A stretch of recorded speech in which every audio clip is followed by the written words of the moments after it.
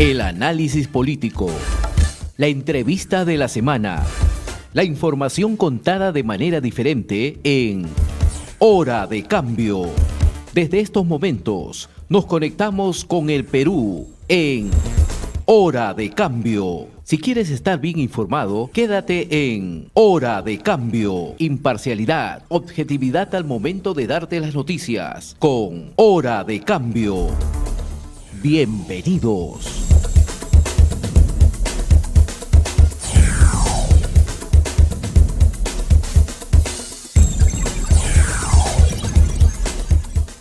Vamos a conversar con el doctor Martín de Acevedo García. Él es experto en gestión pública con mención en derecho electoral, a quien él sabemos que está en la ciudad de Iquitos, en Loreto, a quien le damos la bienvenida. Doctor Martín de Acevedo, ¿cómo está? Muy buenos días. Señor Castillo, amigos de Hora de Cambio, tengan ustedes muy buenos días. A sus órdenes para las preguntas del caso. Mire, la verdad que estas preguntas debería hacérselas a los funcionarios del Jurado Nacional de Elecciones, pero nos piden tantos requisitos para poder entrabar alguna conversación con algún representante del Jurado Nacional de Elecciones, que más fácil es sacar una licencia de funcionamiento que hablar con estas personas. Y por eso que vamos a recurrir en un ABC de este proceso electoral para que usted nos ilustre.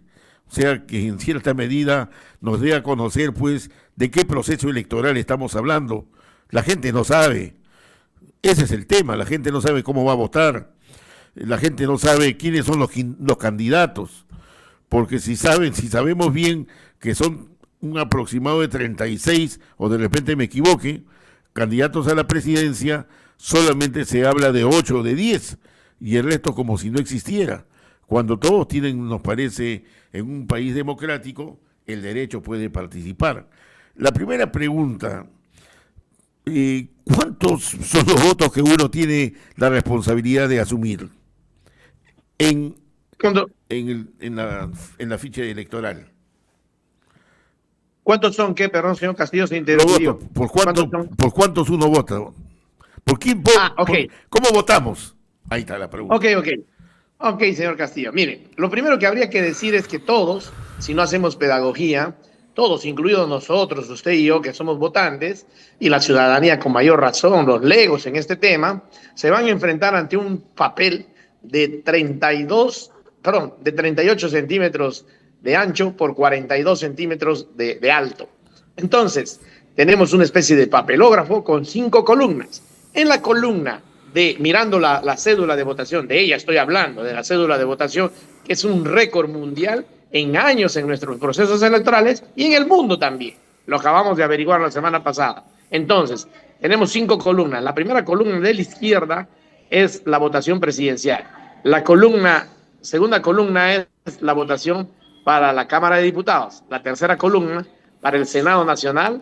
La cuarta columna para el Senado Regional, y la quinta columna es para el Parlamento Andino. Entonces, si una persona desea votar de forma pragmática, pronta y bien, en el minuto, porque un minuto va a tener para su votación, solamente podrá alcanzarle a votar hasta por 3 columnas bien pensadas. Entonces la sugerencia es, ¿cómo votar? A propósito de la pregunta, la sugerencia es que desde ahora tratemos de familiarizarnos, entre otras formas, los que somos o podemos ser digitales a pesar de nuestra edad, entrando a la página web de la OMPE y fijándose en cómo votar para que se nos abra justamente lo que tenemos ahí en imagen, ¿no? Este papel grande donde el voto para presidencial es uno de los 36 que van a la presidencia, y en los otros van 38, porque hay 2 partidos que no pusieron candidatos presidenciales.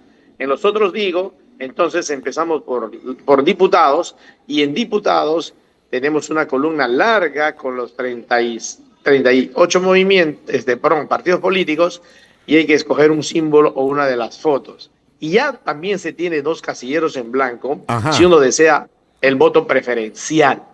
El voto preferencial ya es un poco más dificultoso, porque habría que o tener en la memoria aquellos 2 votos por el cual uno se puede ejercer, o de lo contrario, ponerse a leer desde temprano más o menos, estamos hablando de 198 nombres por cada uno de los 36 y 195 por cada uno de los dos. Estamos hablando alrededor de 9.000 personas que van a estar en las paredes de los locales de votación para ver si en ese momento tratamos de memorizar, con lo cual se perdería todo el día. Doctor, Así que esa doctor es la Acevedo, sugerencia. a ver, doctor Acevedo, en el segundo y el primer casillero se entiende claramente. En el segundo casillero aparecen dos filas de voto preferencial. ¿Ese es el casillero de Senado o diputados? No, el primero es para senadores y nacionales y el segundo es para senadores regionales. En ambos se tiene que votar porque sea donde se encuentre uno. En Lima, por ejemplo, hay región metropolitana y hay Senado Nacional. Y se tiene la posibilidad, en el caso de Lima, de escoger entre los 4 que nos van a representar en el Senado hasta 2 casilleros. Y en el nivel nacional solamente hay un casillero porque hay un senador por cada una de las 26 circunscripciones regionales nacionales. Y el tercero, uno verde que vemos Este, ahí. Ese es el tercero, no, el tercero es otro rosado, el Senado regional, ¿no? El cuarto es el verde, Sí. que es diputados, y el quinto es Andino, no, sí, Parlamento Andino. Parlamento Andino. Bueno, la verdad que esto va a haber una confusión pero terrible, porque si yo quiero votar al Senado por Juan Pérez, que va con el número, al voto nacional, Juan Pérez en el voto nacional, con el número 3, 5, 10, qué sé yo, ¿cómo hago para no equivocarme con el voto, con el Senado regional que nunca ha existido, ¿no? Yo pienso que o se puede llevar anotado en el celular o se debería, perdón, poder llevar en un papelito anotado, porque ni a nosotros mismos que no somos legos en estos temas, nos resultará dificultoso tener los números en la cabeza. Imagínense, pues, tienes 4 columnas para poder votar en forma, por el voto preferencial. Es decir, tienes 7 números para tener en la cabeza por cada uno de los candidatos que escojas para el Senado Ahora, Nacional, para el Senado Regional, para dentro, diputados. dentro de esta lógica, ¿qué puede suceder con el elector? Que va a ir solamente a votar por un representante al Congreso, porque si no se va a hacer un mundo, ¿no? Así es. Yo pienso que si el elector se marea, primero va a tener un impacto visual, ni bien abra la cédula de votación de los 42 centímetros por 38, porque es una especie de una hoja doble A4, ¿no? O sea, si nosotros tenemos un papel oficio que comúnmente conocemos, tamaño un comercio, papel bond, tamaño del comercio. La mitad del, o sea, claro, exactamente. Comercio. Exactamente, un poquito menos de largo hacia abajo, ¿no? Porque Ajá. el comercio tiene, creo que 50 centímetros y esta tiene 42 Pero de ahí alto. nomás, pues no es nada. Bueno, Ya. exacto, pero el tema es el siguiente. Entonces, no va a ser posible que uno termine de votar en forma preferencial, llenando todo en un minuto, porque en un minuto le van a estar avisando, señor, ya se cumplió su tiempo, avance, venga por acá, doble su cédula, introdúzcalo. Entonces, la sugerencia, además, para un alcance, también puedes votar cruzado, es decir, votar como se denomina, entre comillas, a cruzado, por un partido para presidencia, por otro partido para Senado, por otro partido para diputados, estoy exagerando, y Ya. por otro partido para Parlamento Andino. Ese voto es válido, O sea, siempre y cuando... estamos hablando de votos que son totalmente diferentes, que uno no jala al otro, entonces.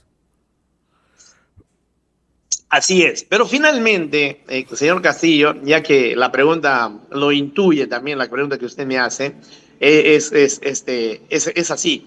Un voto podría ser cruzado o un voto por un solo partido o efectivamente cruzado. Y eso vaya a lidiar con lo que se llama la valla electoral. En la valla electoral tenemos que tener, para que el partido pase la valla electoral, tiene que obtener 5% de los votos válidos a nivel nacional. Repito, 5% de los votos válidos a nivel nacional. ¿Qué significa ello? Que se anulan, que se separan los nulos, blancos y viciados. Se separan. Y de eso, el 5% tiene que haber pasado este partido a nivel nacional para recién entrar a sumar la otra valla. ¿Cuál es? O 5% de senadores, es decir, 3 senadores electos en todo el país, o 5% de diputados, es decir, 7 diputados electos en todo el país. Si suma los 5 más uno de los dos, más 3 senadores o más 3 diputados o los dos, entonces el partido ha pasado la valla electoral y mantiene su vigencia, va a tener bancada en el Parlamento y probablemente también sea el que haya ganado entre, como usted ha dicho, entre 4 y 8 más o menos, que son los que aparecen en las preferencias de las encuestas, versus el resto de los 38 que están en la lista electoral. A ver, voy a poner este ejemplo. El partido Camarón, por ejemplo, el partido B, el partido de todos, ya no sé ya ni qué nombre ponerle, saca 4%, por ejemplo. Pero en el Senado saca 6% y en diputados saca 3%. Ese voto del Senado, que sale 3 o 4 representantes, ¿son válidos? ¿Son elegidos? A ver, en primer lugar, usted dijo 3%, no ha pasado la primera valla. Significa que ya no se puede seguir. El presidenciable. Ya no se puede seguir. El presidenciable.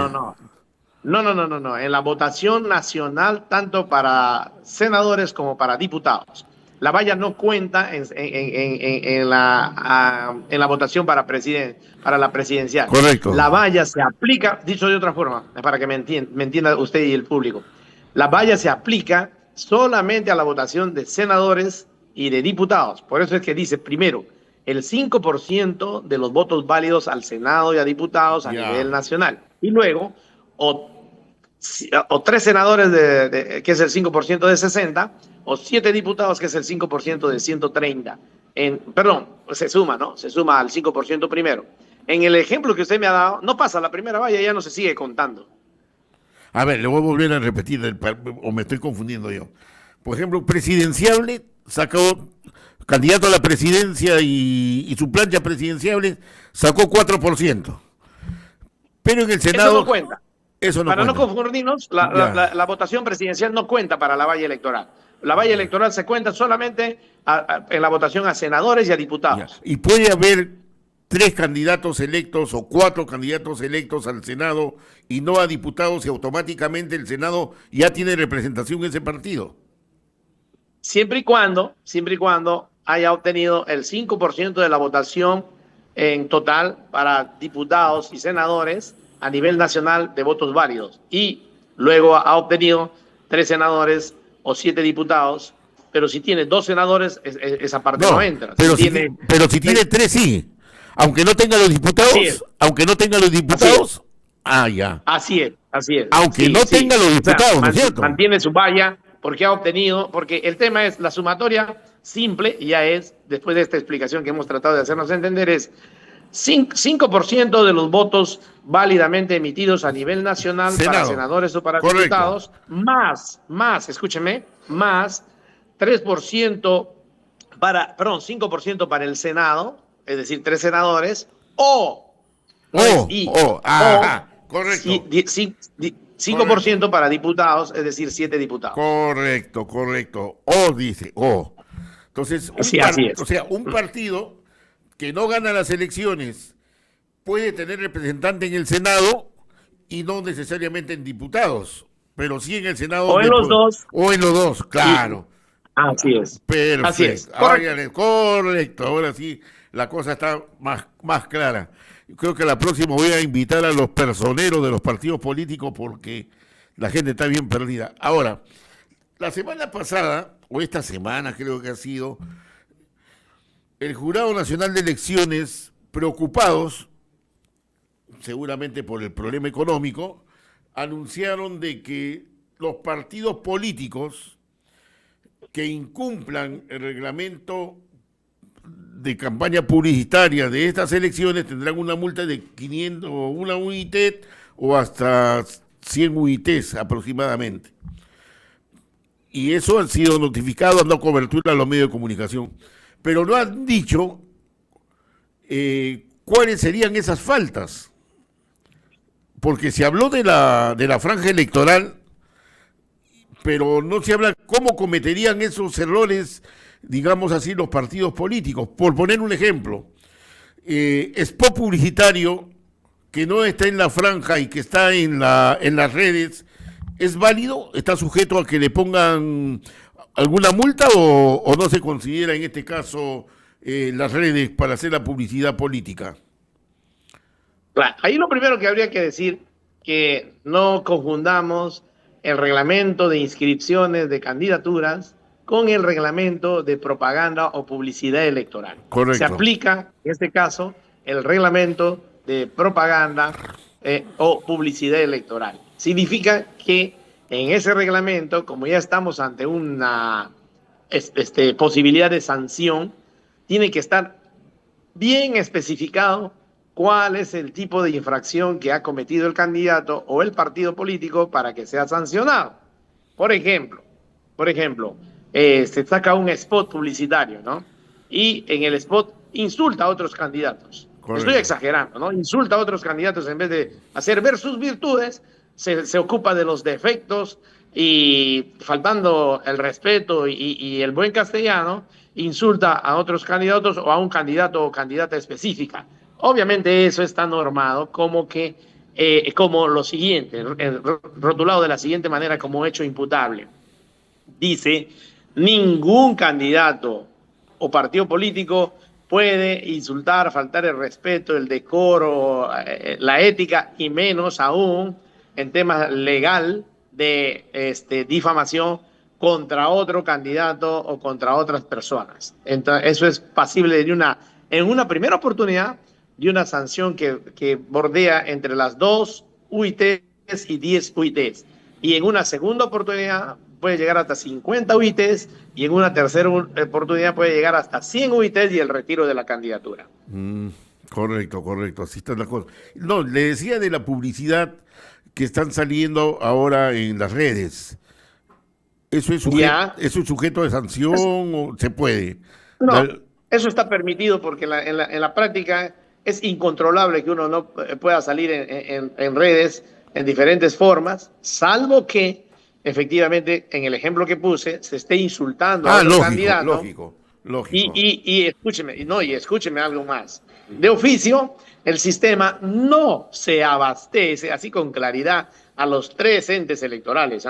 No se abastece para detectar este tipo de errores. Siempre operará reactivamente ante una denuncia de parte. Es decir, a alguien que haga saber que el otro partido o el otro candidato me está insultando en estos términos, para seguir en el ejemplo y que nos entiendan, ¿no? Correcto. Me está insultando en estos términos y consecuentemente pido sanción. En primera instancia, ante el jurado electoral especial de la jurisdicción regional, provincial o distrital, y en segunda instancia todo termina en el Pleno del Jurado Nacional de Elecciones en la ciudad de Lima. Muy bien, muy agradecido, doctor Martín de Acevedo García, experto en gestión pública en lo que se refiere a derecho electoral. Estaremos a la expectativa, vamos a estar molestándolo. Usted no está de candidato, no está participando en estas elecciones, ¿no? No, gracias a Dios, y si no, no podría, no podría opinar por un lado, y por otro lado, como dicen mis hijas, papá, de 35 años de abogado que vas a cumplir y que te has prestigiado, lo tirarías por la borda en 35 segundos al meterte en política, porque nadie te va a diferenciar de los otros 130 o de los otros 60 cuando ya estés ahí, si quisieras estar ahí. Y deseo estar ahí, porque hay veces que uno se frustra ante tanta injusticia y abuso de autoridad. Y estos amarres que uno está viendo, pero son increíbles, ya abiertamente. Totalmente. Descarado. Totalmente. Vivimos, dicho sea de paso, un presidencialismo parlamentario que debe de acabar con este nuevo Parlamento. Si nosotros, haciendo pedagogía, la próxima vez elegimos bien, aunque no tenemos mucho margen, porque los partidos políticos los han puesto ahí, y como decía Marta Hildebrand, ellos han hecho el menú. Muy bien, gracias doctor Martín de Acevedo por su Buen participación. día, gracias. Muchas gracias. A sus Bien, órdenes siempre. claro que sí. Hemos presentado Hora de Cambio. Nuestro equipo de producción ya está trabajando recopilando información para un nuevo encuentro en Hora de Cambio.